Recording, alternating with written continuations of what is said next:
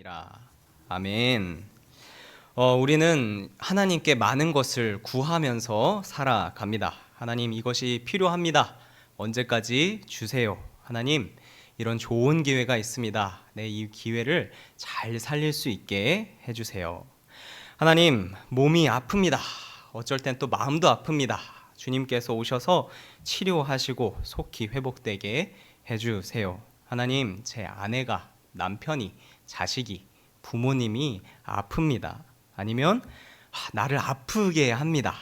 평안을 주시고 문제가 해결되게 하여 주시옵소서 등등등등 말입니다. 우리 빌립보서 4장 6절을 보면 우리의 필요를 채우시는 하나님을 볼 수 있습니다. 함께 읽어보겠습니다. 아무것도 염려하지 말고 다만 모든 일에 기도와 간구로 너희 구할 것을 감사함으로 하나님께 아뢰라. 아멘. 물론 이 외에도 너희가 필요한 것들, 너희가 아뢰할 것들을 주저하지 말고 하나님께 가져와라 라는 성경 말씀은 굉장히 많이 있습니다. 전능하신 하나님께서 우리를 알아주시고 너 필요한 거 있으면 말해라 그렇게 배려해 주시고 또 실제로 우리의 필요를 채워주신다는 것은 언제나 항상 놀랍고 감사한 일이 될 것입니다. 그런데 우리가 그런 생활을 반복하다 보면 의문이 한 가지 들 수 있습니다. 하나님은 처음부터 마지막까지 전지전능하신 하나님이신데 왜 굳이 이렇게 성도들을 담금질하나 하는 생각이 듭니다. 내가 어느 부분에 취약한지 알고 어느 시점에 문제가 터질지 너무나 잘 아시는 분인데 잘 아시는 분이 그렇게 처음부터 잘해주시면 좋을 텐데 행복한 일만 가득하게 해주시면 안 되나 하는 그 의문점 말입니다. 우리는 이 질문에 대답하기 위해서 하나님께서 우리에게 숙제를 주실 때는 그 저변에 항상 의도가 있음을 알아야겠습니다. 오늘 본문은 소위 오병이어 본문입니다. 오병이어 사건은 예수님께서 사람들의 필요를 알고 그것을 채워주신다는 이야기이지요. 다만 식사 시간이 다 되어 가는데 굶은 사람들을 위해서 배고플까봐 뭐라도 챙겨줘야 한다는 딱 그 정도 선에서 일하시지 않고 훨씬 더 깊은 의도를 가지고 있는 본문이 되겠습니다. 혹여나 이 말씀을 모르시는 생소하신 분들을 위해서 처음부터 같이 말씀을 살펴보기를 원합니다. 예수님께서 배를 타고 제자들하고 같이 새로운 지역으로 갑니다. 거기 가자 많은 사람들이 예수님께 몰려옵니다. 당시 예수님은 병든 자를 고치시고 기적을 행하시고 하늘에 막 하나님의 말씀을 설파하고 다니셨기 때문에 예수님을 따르는 사람들이 엄청나게 많이 있었기 때문입니다. 그날도 예수님은 이런 사람들을 수용하시고 말씀을 가르쳐 주십니다. 이날 예수님께서는 제자 중 한 명인 빌립에게 이렇게 물어보십니다. 우리가 어디서 떡을 사서 이 사람들을 먹이겠느냐? 예수님의 진짜 의도는 어떻게 우리가 이 사람들을 먹일 수 있을까? 얼마의 돈이 필요할까? 궁금해서 빌립에게 물어본 것은 아닙니다. 예수님의 의도는 6절에 이렇게 있습니다. 이렇게 말씀하심은 친히 어떻게 하실지를 아시고 빌립을 시험하고자 하심이라. 빌립의 수준을 아시는 예수님께서 빌립이 어떻게 할지 아시고 빌립의 믿음을 성장시키기 위해서 이렇게 물어보시는 것이지요. 빌립은 정말 그냥 사람들이 이만큼 왔으니까 이만큼에 해당하는 빵을 사기 위해서는 돈이 얼만큼 필요합니다라고 예수님께 이야기를 합니다. 이 요한복음에는 생략되어 있지만 누가복음에 보면 이때 제자들은 각각 흩어져서 사람들이 알아서 저녁을 먹고 오게끔 하는 방법을 제시를 합니다. 몇만 명을 먹일 만큼 자기들에게 큰 돈이 없었기 때문이지요. 하지만 이런 제자들의 계획과는 예수님의 생각은 전혀 다르게 있었습니다. 뭐라 하셨느냐? 예수님께서는 제자들에게 말씀하셨습니다. 너희가 먹을 것을 주라. 베드로와 안드레가 깜짝 놀라서 예수님께 다시 묻습니다. 우리에게 있는 것은 한 아이가 가진 보린떡 5개와 물고기 2마리뿐입니다. 사람들에게 먹을 것을 사오지 않고는 불가능한 일입니다. 이 요한복음에는 이게 보리떡이라고 좀 구체적으로 떡의 종류까지 얘기를 해놨습니다. 보리떡은 많은 종류의 떡 중에서도 그 당시 가난한 사람들이 주로 먹는 떡이 되겠습니다. 이 난감한 것이지요. 우리에게 수만 명의 사람이 몰려들었는데 우리가 가지고 있는 것은 가난한 사람들이 주로 먹는, 그것도 어린이용 식사인 보리떡 5개, 물고기 2마리밖에 없는데 예수님은 빌립한테 어떻게 우리가 이 사람들을 먹일 수 있을까 물어보시고, 심지어 한 발 더 나아가서 너희가 먹을 것을 주라 라는 힘든 이야기를 하십니다. 이게 옛날에는 보수적인 사회니까 스승님이 말씀하시면 죽어도 해야죠. 어떻게 해서든 하긴 해야 되는데 예수님의 말씀이긴 한데 우리는 그것을 행할 능력도 없고 돈도 없고 여유도 되지 않습니다. 그래서 이걸 어떻게 하느냐? 예수님이 해결하십니다. 놀랍게도 본인이 시켜놓고, 너희가 하라 시켜놓고 본인이 가서 이렇게 다 해결해 주십니다. 예수님은 사람을 나눠서 앉게 하시고 아까 그 떡을 축사하신 다음에 사람들에게 나눠 갖게 하십니다. 그리고 남은 조각을 모으게 하시죠. 하나부터 다 10까지 예수님의 아이디어로, 예수님의 능력으로 이 문제는 해결이 됩니다. 빌립과 제자들이 한 게 있다면 그저 예수님이 이렇게 해라 했을 때 왜지? 싶으면서도 순종하고, 나눠줘라 했을 때 이걸로 어떻게 하면서도 갖다 주고 한 것이 전부였었지요. 예수님의 말씀에 순종하니 이런 결과를 보는 것입니다. 우리가 무엇을 해야 할지 목표를 주신 분도 예수님, 어떻게 해야 될지 방법을 알려주시는 것도 예수님, 그리고 정하신 방법대로 지원을 해주시면서 문제를 해결하시는 것도 예수님이 되십니다. 이것이 오병이어 사건의 줄거리가 되겠습니다. 아까 처음에 질문으로 다시 돌아와 보겠습니다. 굳이 예수님 처음부터 끝까지 이렇게 다 하실 거면 예수님이 다 하시지 왜 우리 보고 주라고 시키느냐? 아까 예수님의 의도는 6절에서 읽었습니다. 어떻게 하실지를 아시고 빌립을 시험하고자 하심이라. 예수님은 자기가 다 할 수 있지만 빌립의 믿음이 성장하기를 바랬습니다.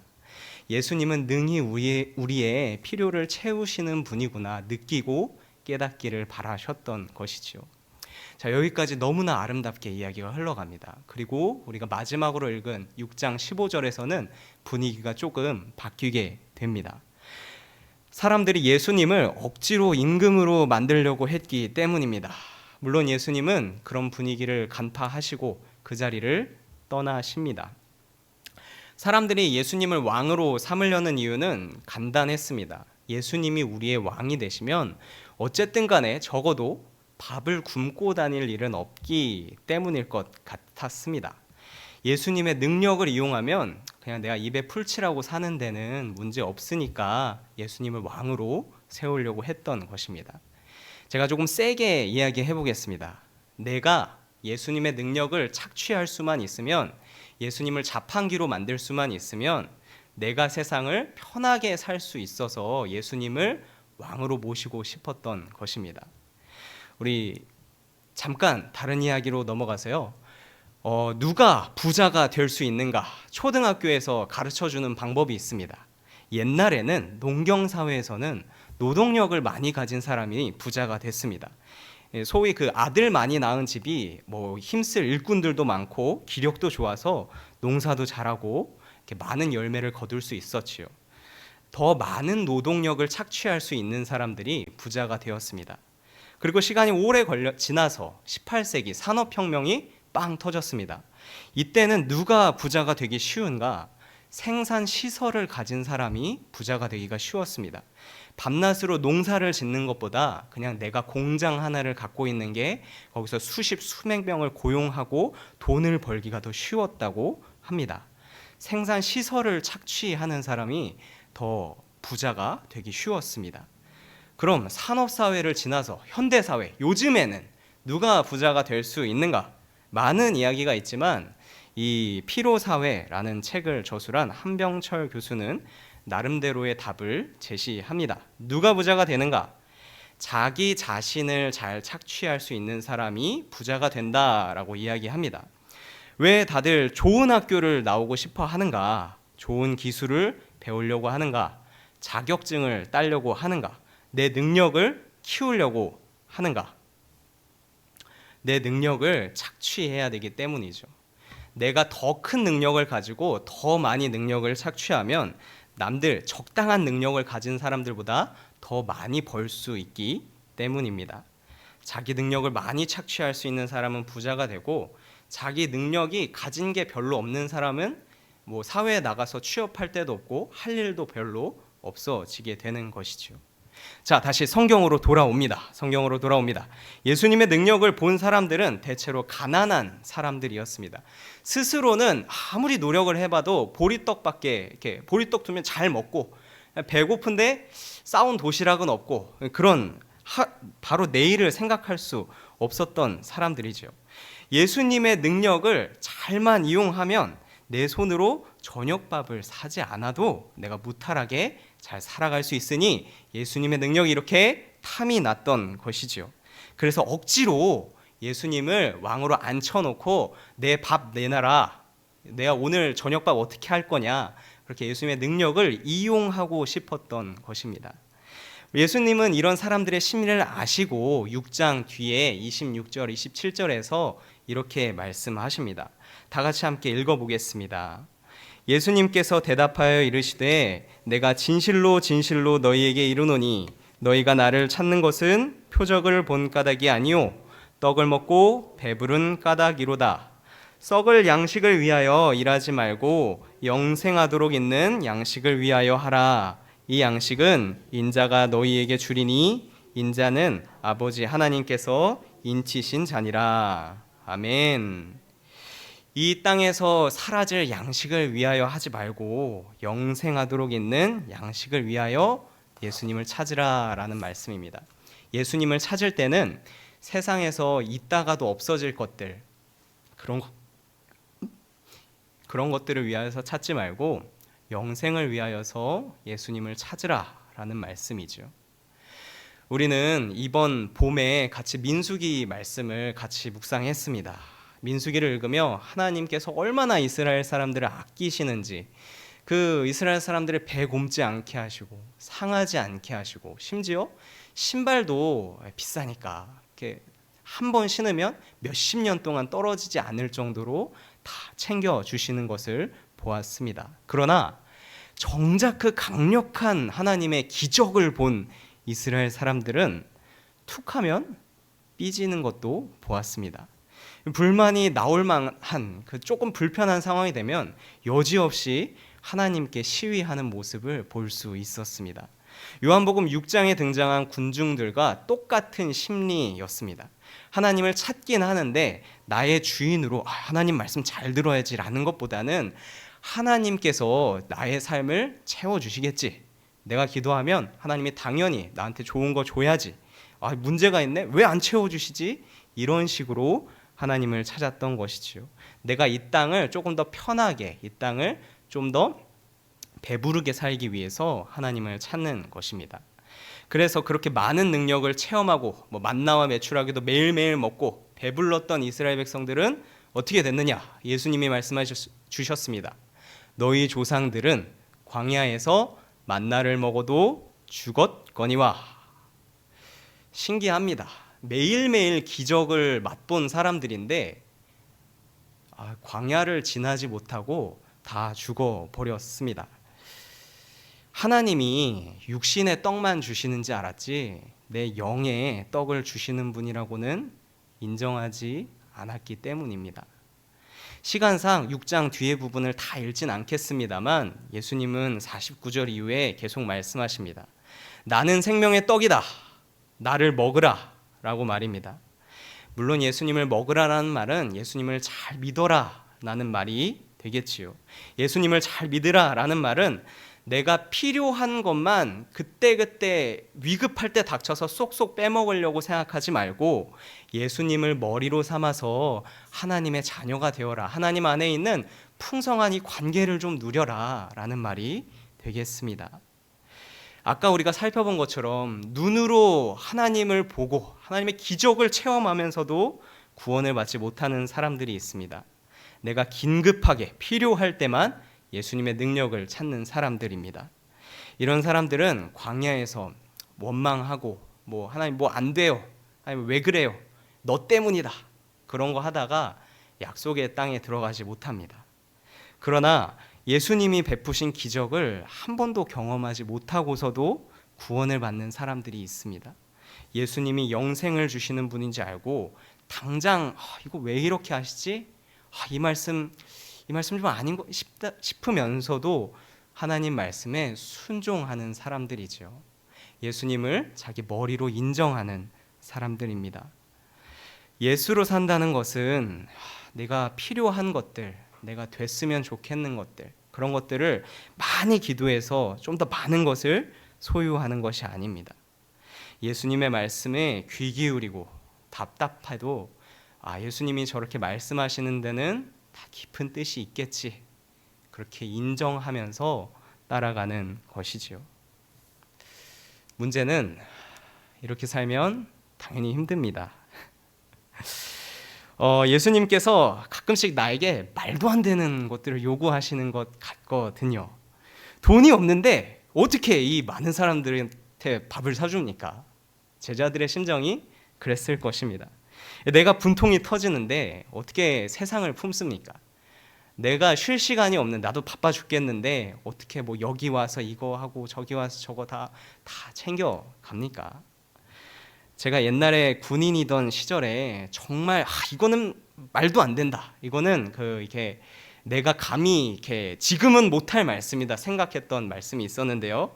에베소서 4장 26절 말씀이었습니다. 분을 내어도 죄를 짓지 말며 해가 지도록 분을 품지 말고. 아직도 저에게 쉽지 않은 그런 말씀입니다. 이게 분을 냈는데 어떻게 화를 냈는데 죄를 안 짓고 해가 지지 말도록 그 화를 다 누그러뜨리고 이게 화해하라, 그 말씀이죠. 아시는 분은 아시겠지만 제가 경험한 군대는 이게 안 되는 사회였습니다. 이게 화를 내야 이게 안 되던 것도 되고 화를 안 내면 되는 것도 안 되고, 그런 사회였었던 것이죠. 제대한 이후에 우리가 사는 사회도 비슷한 면이 있는 것 같습니다. 집사님들이 경험하신 직장 이야기, 그런 거 들어보면 내가 무언가 강력하게 요구를 하기 전까지 그냥 말로만 해서는 주위에서 나를 만만하게 보고 그냥 쉽게 들어주지 않는 경우가 있더군요. 그러다 보니 직장 상식처럼 내가 일을 진행시키기 위해서는 쪼아야 된다. 화도 내야 된다. 그런 이야기도 하시는 것을 들었습니다. 저도 그래서 이 말씀이 너무너무 어려웠습니다. 예수님께서 나에게 주신 말씀이다, 하나님께서 나를 향한 말씀이다 라고 믿었지만 싫었습니다. 이게 이렇게 살다가 내 밥그릇 다 뺏기는 거 아닌가, 그런 생각이 들었었죠. 이럴 때 예수님을 떠올리고 내가 어떤 사람이 되어야 하나를 잠깐 생각해 보아야 합니다. 내가 예수로 살고 있나? 예수로 사는 건 어떤 건가? 내가 편하자고 예수로 사는 건가? 그건 아니지. 내가 예수님의 말씀을 더 순종하기 위해서 세상을 사는 것이지. 전후 관계가 바뀌어 있는 것이지. 그래, 예수님께 순종하기 위해서 사는 것이지. 내가 인정하고 순종하면 예수님이 채워주십니다.